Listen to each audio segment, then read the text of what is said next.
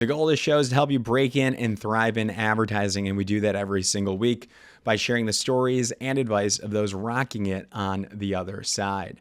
Today, we are going to learn from a Hall of Famer. It is Mike Byrne. He is the global creative lead at Anomaly, overseeing work across 6 offices from New York. You should care because his track record includes Nike at Wieden+Kennedy, Diesel's Be Stupid campaign, Converse, and more than 20 Super Bowl spots. So he's going to talk about how he broke in, portfolio tactics that matter, and Anomaly's entrepreneurial process. He's also going to share the one daily practice that keeps his ideas sharp that you can implement today, and how he hires and empowers his teams. This is a fantastic episode, a fantastic guest. Let's get into it. This is the Breaking and Entering Advertising podcast, and as usual, I'm your accomplice, Gino Schellenberger. Kick it, Ellie.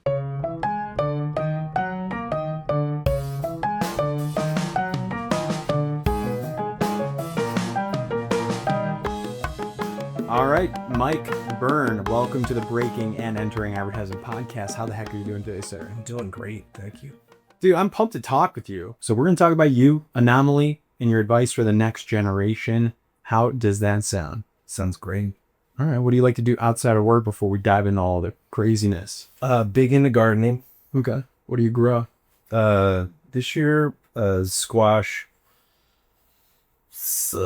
carrots, romaine, marigolds.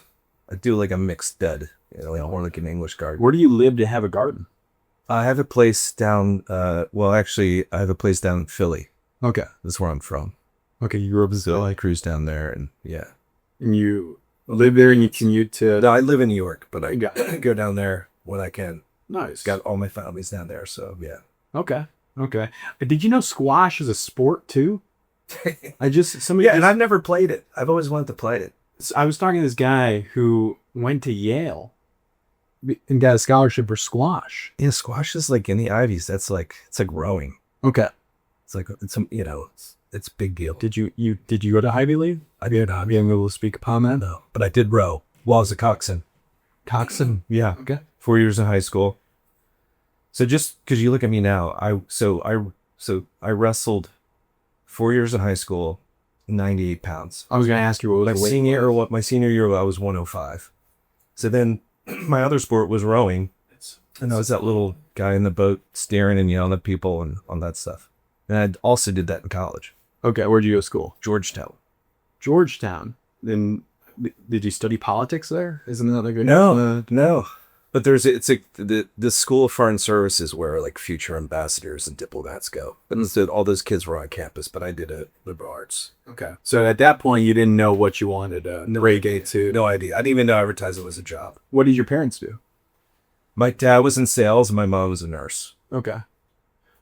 There's some advertising possibilities there, like helping brands, doctor for brands, mash up there.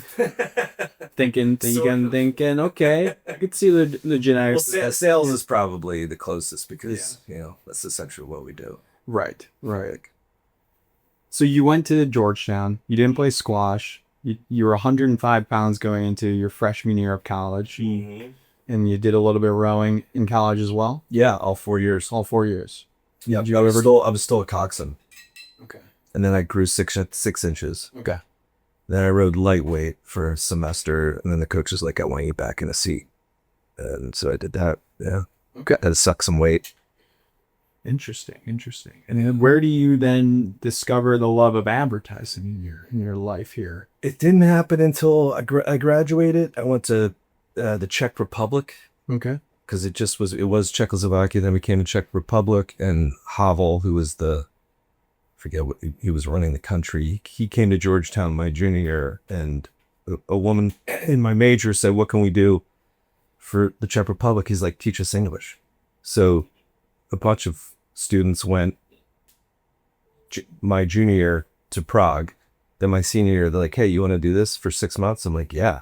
So I went to Prague and taught English for 6 months.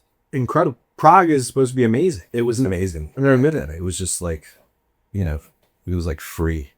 It was so much free in terms of like politics and culture. Got it.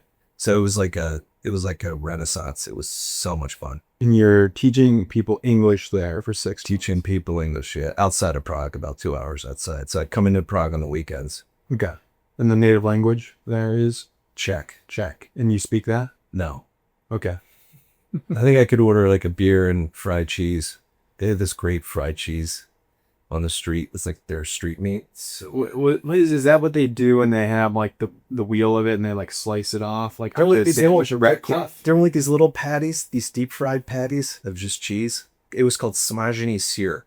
I do remember that. Okay.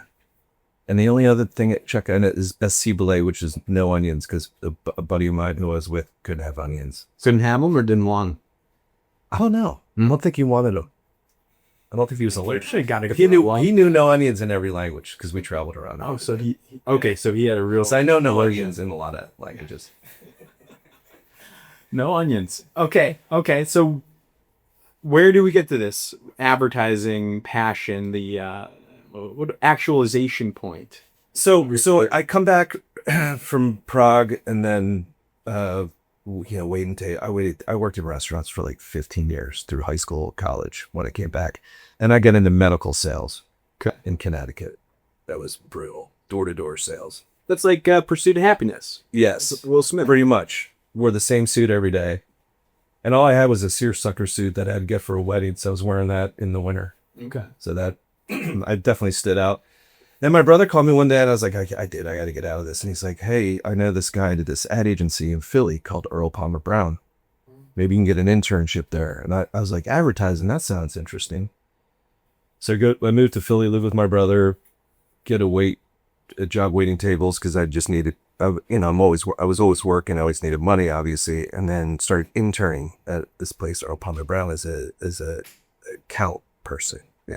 Then they hired me as a junior account executive. But the moment, and this is true, it sounds silly, but the moment I was like, oh shit, advertising. I get off the elevator for my first day there and they have like a print ad framed in the lobby. And it's for a local florist. And it was 3 vases. Is it vase or vase? Vase sounds good. Vase sounds better. Yeah. 1 vase is 1 rose. The middle vase is like 6 roses and the third vase is a dozen. And the line was, how mad is she? And I just was like, oh, that's clever. So then the creative department, we were on the 15th floor and the creative department was on the 14th floor. And I just spent all my time down there. And I was like, how do I do what you guys do? So I had a lot of they're like, you need a portfolio. Yep. So they started giving me briefs, but they're like, dude, you're also working at night. You look exhausted. You should go focus on your portfolio. So then January 1st, whatever year it was, I drove from Philly to Atlanta and went to the Creative Circus that just opened. What's the commute time from Philly? You were commuting? I drove straight. No, I moved. Oh, okay. You picked things up. There was a service where you could drive someone's car and get paid for it. And then, so it was a free trip to Atlanta and I got paid to drive. Plus like Lincoln. Oh, cool. It was great. Interesting. So you got a free trip. So you got in to an ad agency in Philly. How many years were you working in medical sales, or how many months? That was about 6 months, which is good. You know, right then you needed to make a change. You didn't stay too long. Yep. Then you got an internship as an account executive at an ad agency. You then got hired as a junior account executive at the ad agency. You realized, I want to be a creative, and you weren't sure whether it was copywriting or art directing. Copywriting for sure. So you knew copywriting. Yeah. You hung out, you job shadowed. Yep. And you were a junior account executive, like full-time salary. Really did that too. Really a junior account executive. It's a tough job. Well, I had to write conference reports. Oh yeah. Like a 30-minute phone call. I write the conference report, and I had doing this on a typewriter. Then I hand it to my boss, and the next morning on my desk, every single sentence, there was like a red line. I had to rewrite the whole thing. Like the amount of... Who cares? Exactly. It's just like somewhere in storage I have them because you wouldn't believe like what I dealt with. Like I was like, it's a conference report. There were 6 people on the call. Everybody knows what happened. Yeah. It's just internal too, right? Internal. Yeah. I hate it. I took the time with the red pen too. Like I was in grade school. It's like Does anybody even read those? I'm not sure, but now they got like the AI transcript then for that. Like it sends you an email, it sends everybody an email. Yeah. And if you're on the call, you kind of know what to do, right? I would hope so. You have to reread what you just listened to. But, Oh my gosh. What I didn't like about account, because that's what I broke into, was the status meetings to talk about future meetings to talk about what we're going to do. Which I get it now as like a business owner, like status meetings are important. yeah, you got to do it. But man, I hated scheduling those, making sure all the right people were on it, thinking recaps or filling out the tracker and all of that, which we should probably do. But project management, that's important stuff. Yeah. That's massively important. I feel like everybody's got to be their own project manager though. Yeah, I think people who do well in this business kind of wear multiple hats. Yeah, they don't wait for other people.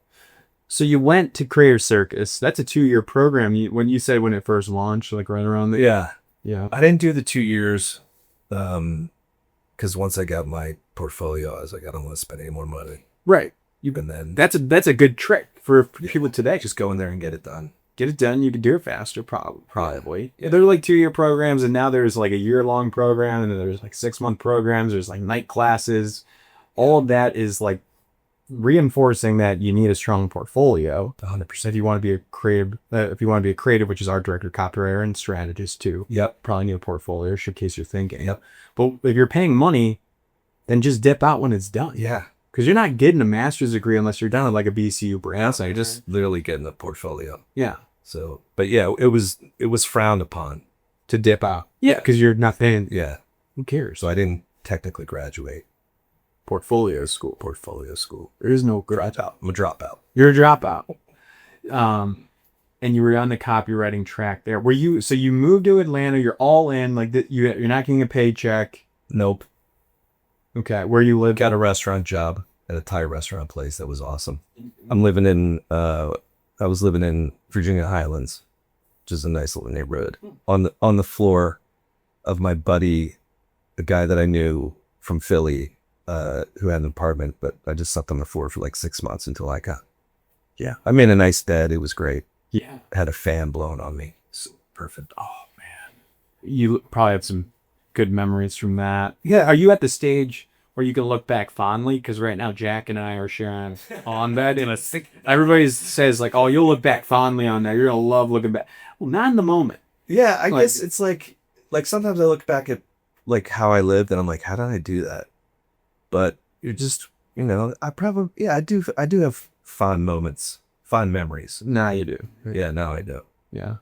You got the portfolio done. Any tricks while you're in portfolio school? Like, did you absorb everything? Did you work with like extra on it, or you just listen to instructors? For people that are going to portfolio school, no, I was determined to I think, and I've done this in my whole career, of who are the smartest people here, mm-hmm. and then writers and art directors who teaming up with those people, and then who are the best teachers, and then spending as much time as I can with them.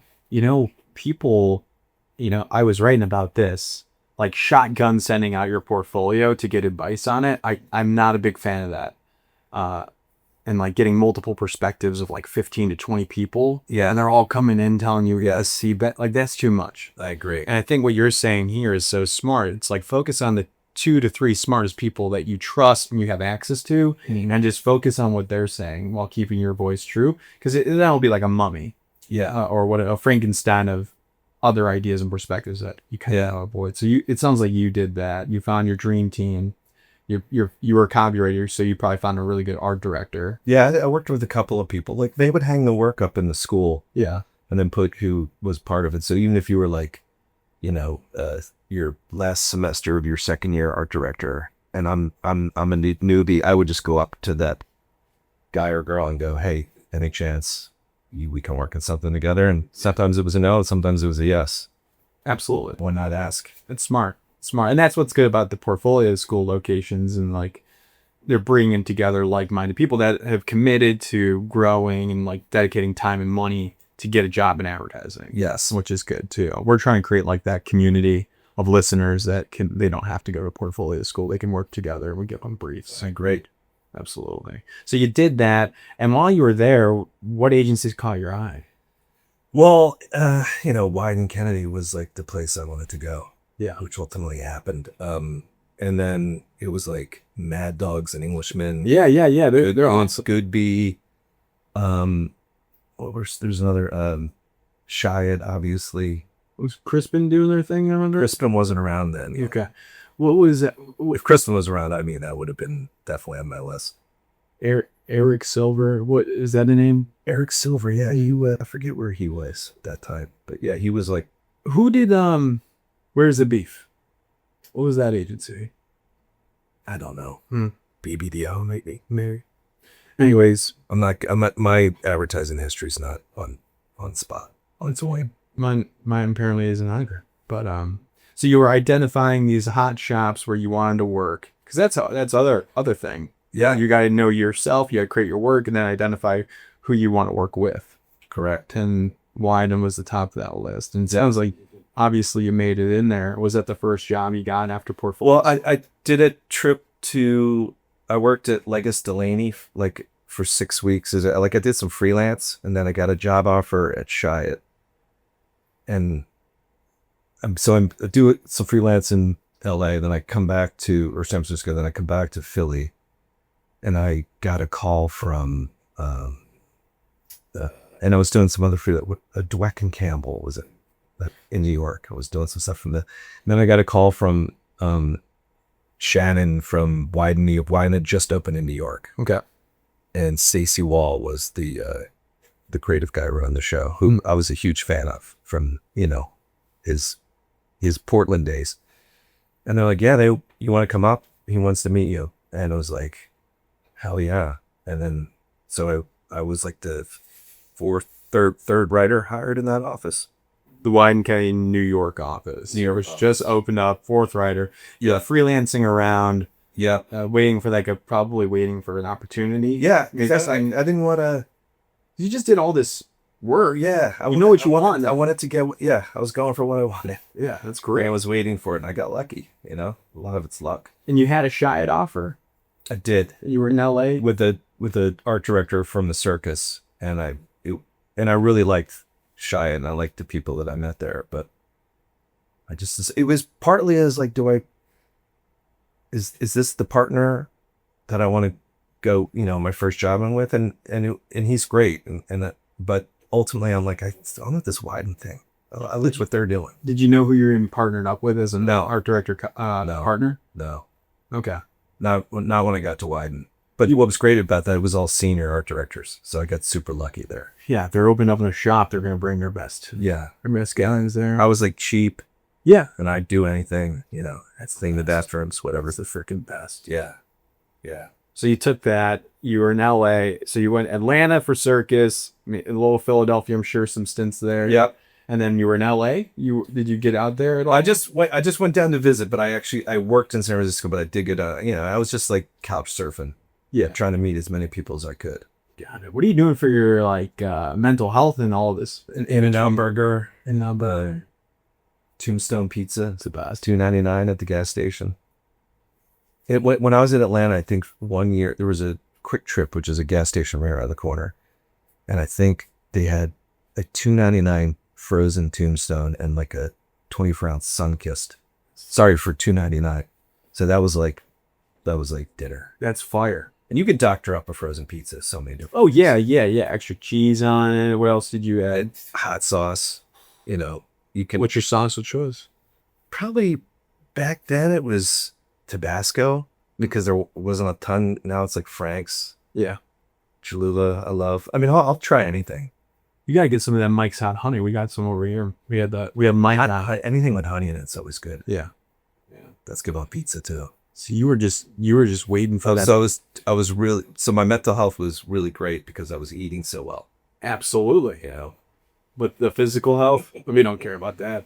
Now I was always like running, and I ran the Marine Corps marathon, so I was training for that in Atlanta. So I was always like pretty fit. And why the Marine Corps marathon? Because it's in DC and it's flat, and it's a good first marathon. Gotcha. And it's great. Like every 500 yards, there's a Marine with like Vaseline in their hands, Okay. just to slap between your thighs, and no, it's not. It's just everything rubs. You ran a marathon. Okay. Okay. Yeah. And you got Vaseline for Marines. So I had the physical thing going Gotcha. because that's always good for mental health. And then you broke into Wieden+Kennedy, New York. Yeah, that was awesome. And there's a title there, which I know you care deeply about titles. Junior I didn't even know what. Yeah, copywriter. Yeah. I think at the time they had copywriter and creative director, and that was it. I love it. I love it. So I'm going to pause there because we learned how you broke in. I want to know now to where you're at today and get a rundown of what you're doing, what your role is. And I'll put this in the intro too, but just to give the change that's happened, how far you've come. Tell me about your role today. Tell me about Anomaly. Give me the high level facts here. I have some direct questions if you want me to go through them. Yeah, I can give you if I missed something. Yeah. So Anomaly. So I've been with Anomaly for 20 years. Yeah. And currently I'm the chief global whatever. So we have 6 offices: Shanghai, Berlin, London, LA, Toronto, New York. Got them all. And I sort of oversee everything, but when I say oversee, I'm a big believer, going back to the boss at Red Inked, my conference reports. You hire people who are really good at their job and you let them do their job and you get out of the way. So that's my management style. So I'm in New York, based out of New York. So I'm in the New York office. I do visit the other offices, but I'm mostly here. Yeah. And what are some of the clients that you guys are working with on an AOR-like status? I know they're not as frequent nowadays, where you have longer projects. Yeah, I mean, so Diageo's been a big client of Anomaly for a long time. And we work on multiple brands, InBev, Bud Light, Chevy. Yeah. How many Super Bowl commercials have you touched? A lot.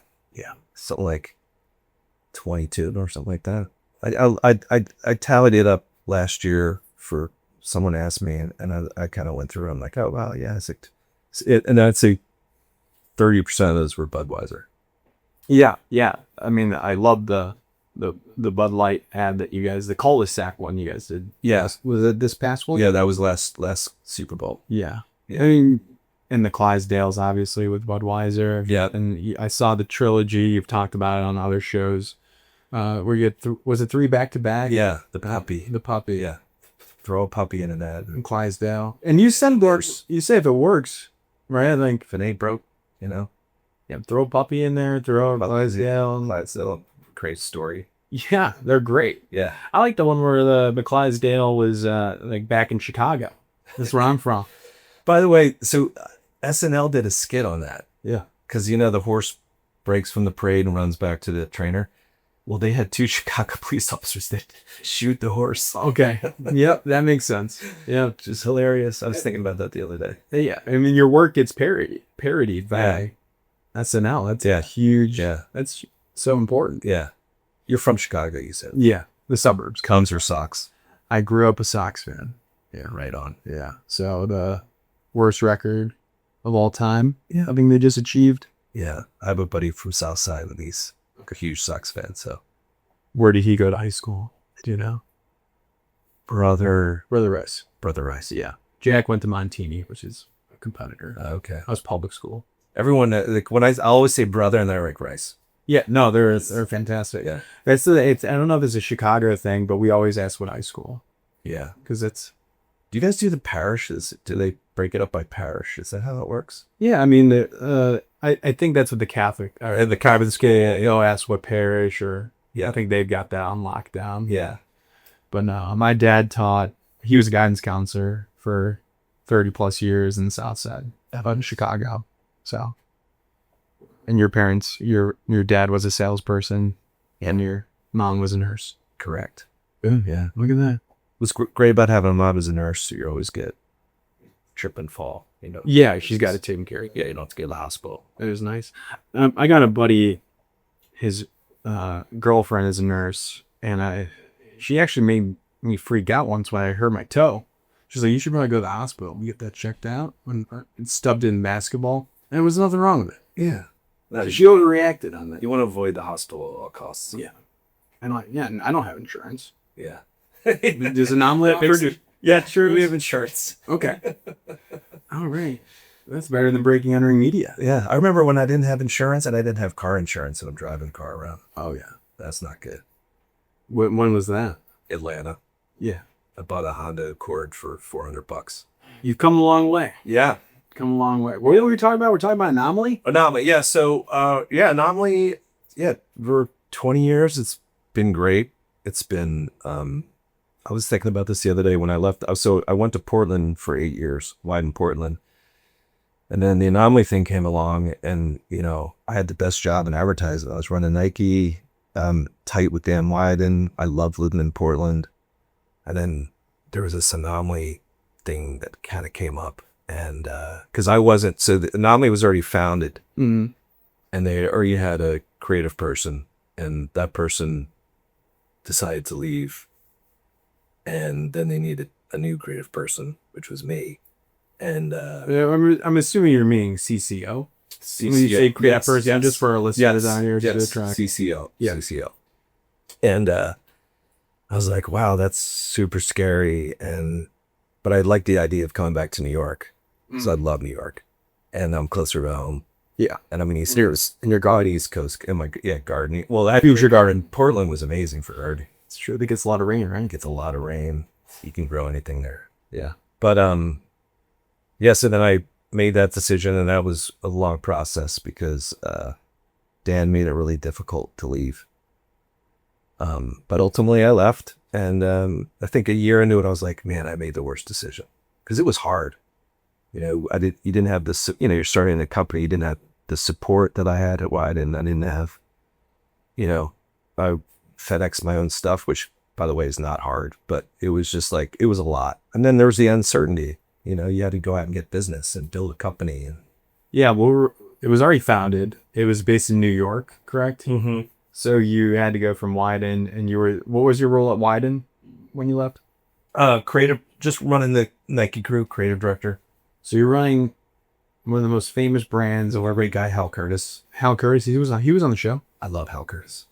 It's a great episode, everybody. He's like, go check that. Yeah, check out Hal Curtis. He's the man. He says it straight. He's good. Yeah, he's awesome. Kind of scared me, but he's it's funny about Hal is like he's pretty quiet, but when he says something, it's like you listen. He said one of the best pieces of advice for the aspiring advertising professional is like make a fake portfolio before you even make yours. Like gather the work that you like that you wish you would have made first. Well, collect it. I freaking loved it. Yeah, that's so smart. And then you can go make your spec work. Yeah. But you got to have your inspiration. Yeah. And I'm sure a lot of his work and your work is going to be in people's fake portfolio. That's such good advice. Isn't it? You got anything to count that? We'll get there. We'll get there. So you're working with Hal Curtis, you're working on Nike, and these Anomaly guys or women were like, you should come work with us. You'll be back in New York. What else are they pitching you on? You can shape the vision here. A lot of it was, they were all super ambitious. And oddly enough, so Carl, Jason, Justin were all ex-athletes. And for some reason, we all had like this athletic mindset, and what I mean by that is any performer, even if you're not an athlete or you're a musician or you're a comedian or whatever, anyone who has to perform and can fail in front of people is a great learning lesson. And it's very binary, sports and comedy and theater.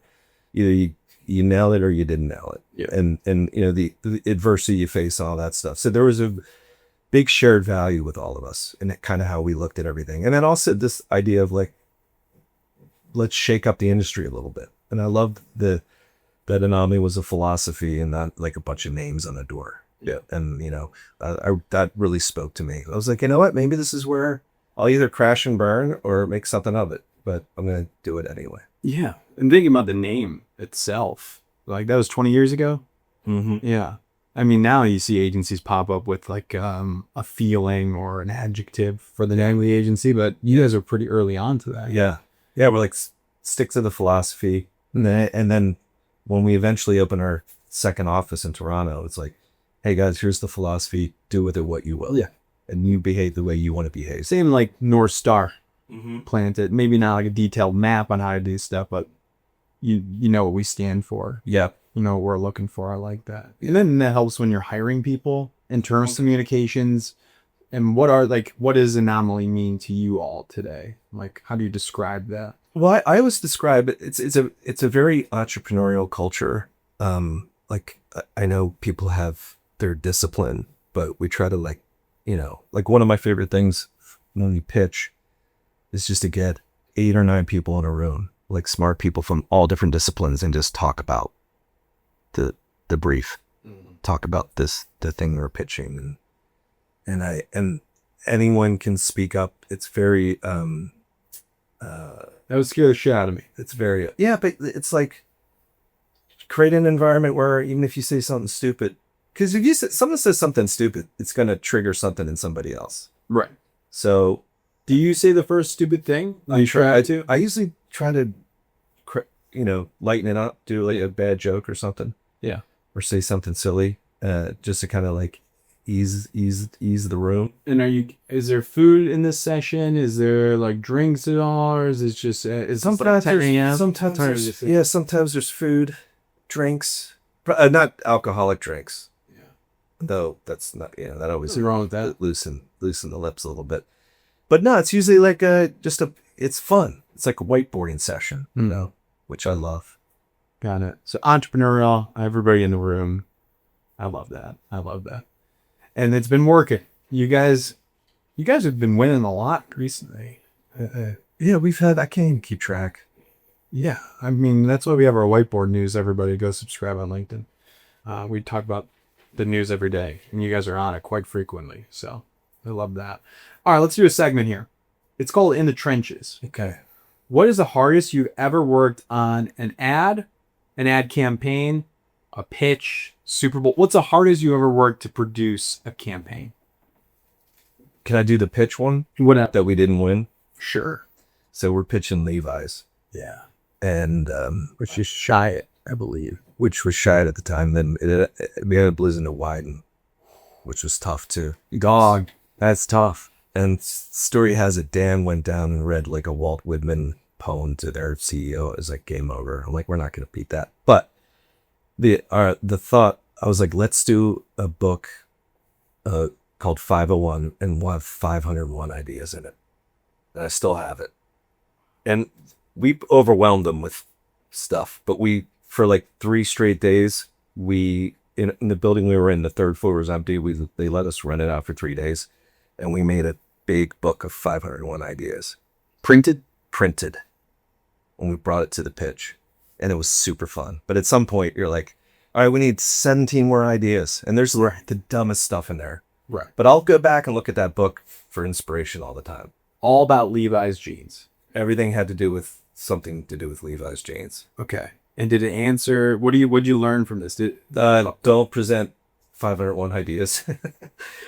We had campaigns out of that we broke out and developed, but it was, I just was so enamored with like, oh, they're going to be blown away by all this creativity. And they were just like, nah, we're going to do that right there. And everybody's on this. Everybody's on it. It was fun. It was like being back at the circus, like 2 a.m. Yeah. Working with people, doing stupid shit like chair games And that's like a good process. Like that's what they'll teach you in ad school, right? Is like proliferation of ideas, and then you narrow it down to like, your best few. Yeah, we should have come up with a 501 and then narrowed it down, but we just Yeah.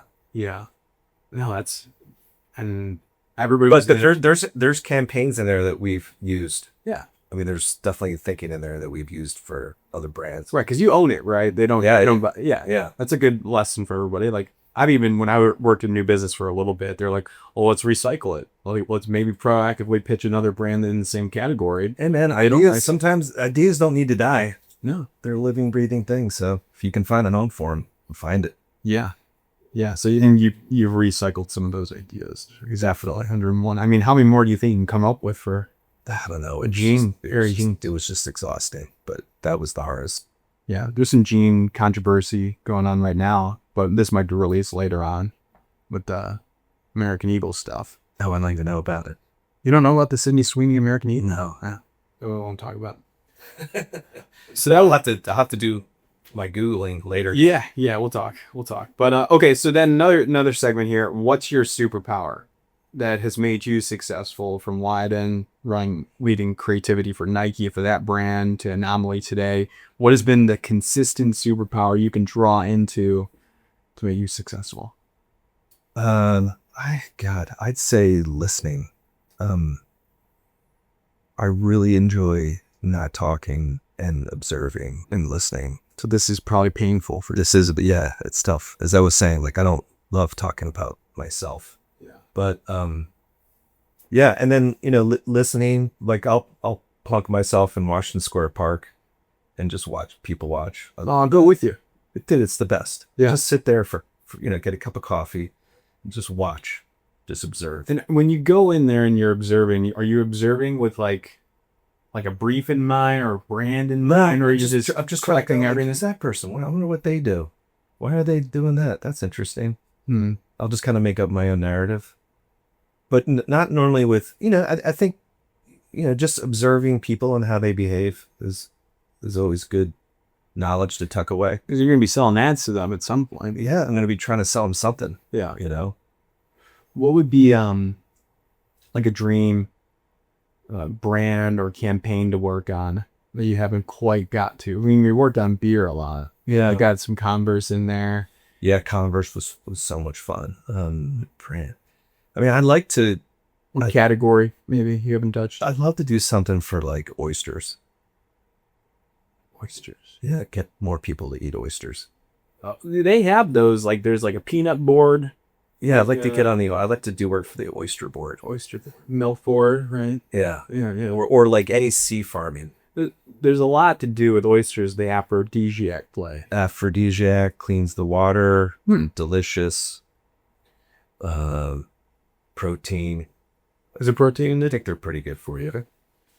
There's not like a brand per se that I'm like, oh, I'm dying to work on that.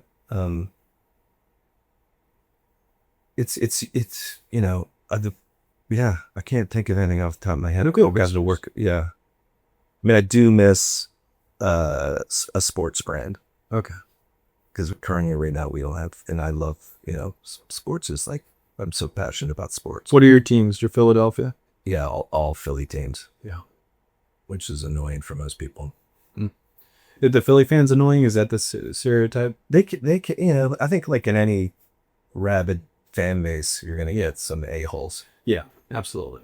Isn't there one that's like especially notorious fan base? I don't know. I'm not a bit. Well, we Eagles fans get criticized for that, but I think rambunctious. I mean, I think Raider fans are pretty tough. Yeah. Okay, this one is called Work That Worked. I want to know about a campaign that advanced your career. So you got out. Your first job was Wieden+Kennedy in New York. You're a copywriter. You're on the copywriter track here. What was the campaign that got you, that maybe reaffirmed to yourself, I can do this? Maybe the industry saw you as a force. What was that campaign or ad? I think in the Wieden days, it was Nike tag. Yeah. And I mean, I did so much work, but that won a bunch of stuff. And that was Frank Budgeon was the director, who was amazing human being. May he rest in peace. But that I think that got a lot of, and then there was this spot called Angry Chicken. I'm going way back now. Okay. Yeah. For the Presto shoe that was kind of tonally for Nike was weird. And so that was different for Nike. And I think people responded to that. And then at Anomaly, I would say the Be Stupid campaign for Diesel. I would love to talk about that. Yeah, that was... Because that was early on, right? That was early on, yeah. And that was so much fun. And, that's a good example of we read about Renzo, the founder. And he, he's Italian. And he decides to make stone-washed jeans, which literally you put stones in the washer and you beat up the jeans. Now, in Italian culture, you didn't wear, jeans were brand new. Right. They were like perfect. Yeah. So he drove around Italy in his Ford Fiesta, like 1971 Ford Fiesta. And somewhere in what I was reading, someone called him stupid. Why? So that because he's like, no one's going to buy you stonewashed jeans. Right. So we're like, oh, that's interesting. And then we're like, well, what's the enemy of stupid? Smart. And smart's not great. Stupid's way better. Yeah. And I think one of their first lines was, smart has the brain, stupid has the balls. Now you wouldn't say that these days, but that was, and then this whole philosophy came out of be stupid. And it was essentially listening to your heart, not your head. Yeah. And we presented that to him, and he's like, we present him, and we did a book for him. We used to do a lot of books. 501 pages? No, this was basically everything that we ended up doing in a book, like headlines, print, imagery, the whole nine yards. Whole philosophy. A little manifesto in the beginning. A little manifesto in there, yes. Get to grease the tracks, but we get done, and he's like, I'm going to be the first person to wear "Be Stupid" on a t-shirt. We're like, yeah, fantastic. It's fantastic. But that was great. And then the execution of that for that campaign was print ads, all out of home, and they spent, global. It was everywhere. Yeah, Shanghai, London, Berlin, New York. It was they went for it. Yeah, and there was one of them got a little bit of backlash, right? One of the executions. Am I wrong? Oh, there was a couple years ago. It was a resurgence, maybe? No, so there was an old ad behind some plaster. Yeah. In a New York subway, and they're pulling the plaster off, and there are all these old ads, and one of the ads had someone wearing a Native American headdress. Yeah. And that got a ton of backlash. Yeah, they literally dug it up, right? Or it was like, removing an old one. Yeah, it was like, I remember coming to work, and I was like, what? We hadn't worked on that? What's going on? So yeah, that wasn't good. Well, it shows you the culture changes all the time. You have to be kind of sensitive about that. 100%. Yeah. Man, it's crazy that it's like you dug that up. But that campaign is really strong, just like the fundamentals. Because that's what they're teaching at portfolio schools and undergrad, of how do you create a cohesive campaign with legs and multiple executions that can run for a long time. And that's a great one. So that was one of your first ones at Anomaly? Mm-hmm. That was early days, yeah. Yeah. And then you sort of start with the Super Bowl work. I love it. Yeah, then all the Converse stuff was great. That was that brand sort of defined Anomaly. That was like, if Wieden had Nike, Anomaly had Converse, and it was like youth culture, and it was fun, and the clients were fantastic. Jeff Cottrell, who was the CMO at the time, remains a very good friend, just let us. He's like, scare me, push me. Well, it's like exactly what you want to hear. Yeah, I know. Which is hard to do for most CMOs because their job is under a lot of pressure. There's high turnover. Toughest job. Yeah. No, thank you. No, yeah, that is, I feel, for CMOs. Yeah. All right, Mike, I want to get into your Mount Rushmore of agency professionals you'd love to collaborate with, or whose work you admired that you haven't really gotten a chance to. Someone who I'd love just to sit down and spend time with is Lee Clow. Yeah. Like, never met him, but he's someone that I've looked up to my entire career. And I got to know Dan Wieden intimately, and that was great. But yeah, Lee Clow would be, then even going like way back, like Hal Riney. Yep. Would be interesting. That's good. Yeah. And then, Boguski. I remember, I always talk about this. Crispin had that stretch where it was fire. Yeah. Like one thing after the other. And then just the stories you would hear, like I love hearing, I think one of your podcasts, you're talking to somebody, you're like, I love hearing old, I was like, yeah, me too. No, it's a dream. And if there's an ex-Crispin person on here, it's game up. Yeah. I went all hearing those stories. Yeah, they all went off. And they all CCOs down. Yeah. I wonder what that shop is today.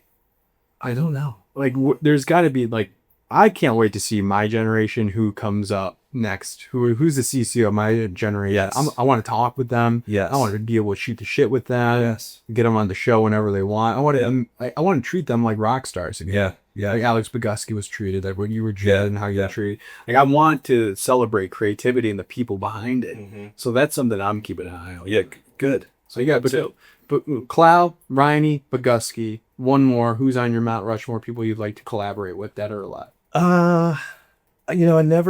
We kind of were two ships passing, but Chuck McBride, I don't know if you know him. There's probably a ton of other names. I don't think I know that name. That's it. I know Sean McBride. Sean was at Wieden for a long time. Then I'm gonna screw up for all the places he's been, but he's amazing. Is he still kicking? Yeah. Okay. Yeah. Yeah, I've been fortunate that I've gotten to work with a lot of really good. Dan and Dave. Yeah, Jim Riswold. Jim Riswold. I mean, he also rest in peace. Yeah. Dave Kennedy was amazing. Yeah. Everyone thought he was the janitor. Yeah. Like the new kids that would come to Wieden, they're like, who's that guy that wears jeans and a black hoodie every day that's hanging out in the studio? He was amazing. Yeah. What'd you learn from Dan? What's like the biggest lesson that you can tell us? You know, Dan was incredibly lovely to be with, but he was also a businessman. Like, don't let anyone fool you. I mean, Carl Lieberman just came on the show. He was saying they can't sell. Like, yeah, I don't know I don't know. He's got some business acumen. I always wondered what the deal was with that, because when Dan finally stepped out, what would happen? Oh no, but yeah, it's probably some crazy will. Yeah, there's some crazy stuff going on in the contracts and all that. So he was a businessman. But what was the one thing like maybe that you kind of think about when you're running your shop? In terms of what Dan? What are you talking? Yeah, well, he take away. Well, he's like, don't fall in love with the people, fall in love with the work. Because sometimes, you're interviewing someone and maybe their portfolio is like a B+, but you're like, I really like this person. And then, and I made the mistake of sometimes hiring those people because I like them as a person so much, but they didn't have the skill set. And I overlooked that. And he's like, no. Because I'd still talk to him after I left. Yeah. And it wasn't like we left on bad terms. We stayed in touch, but that was a big thing. He's like, fall in love with the work, not the person. Yeah. And then, he's like, you got to have a point of view and you got to stand up for what you believe, even if everyone's against you. Mm-hmm. And that takes a lot of guts, and then self-doubt comes in, and imposter syndrome, all that other shit. But I like that's a good lesson for the people working on breaking in today. Focus on the work. If you want to be a creative in this business, focus on the work. Yeah. Don't worry about, prepping for the interview. I guess if you get the interview nowadays, it's because they saw your website. Yeah. And they like what you had so far. Yeah, just be cordial. Yeah, don't overstress it. If you're not a great personality, then just don't talk much. Love that. Ask questions. I prefer to hire those people. Well, tough to work with, but I remember one of the best interviews I had. I didn't say a word. I will not mention the person's name, but they just talked about themselves all the time. And then I was like, I don't know how that went. They're like, oh, he loved you. Oh, for sure. Yeah, I was like, great. I literally stood in the doorway. You got the interview. I didn't even get to sit down. He just was talking the whole time. Did you get the job? Yeah, I did. What was the agency? It was Biden. That's fantastic. All right, Mike. Thank you so much for coming on and sharing your story and how you broke in, what you're up to today. A lot of good stuff here. We got through some good segments. How you feeling overall? I'm feeling really good. Good. The last thing I'll say, just to the young people, or the breaking into the business, check out.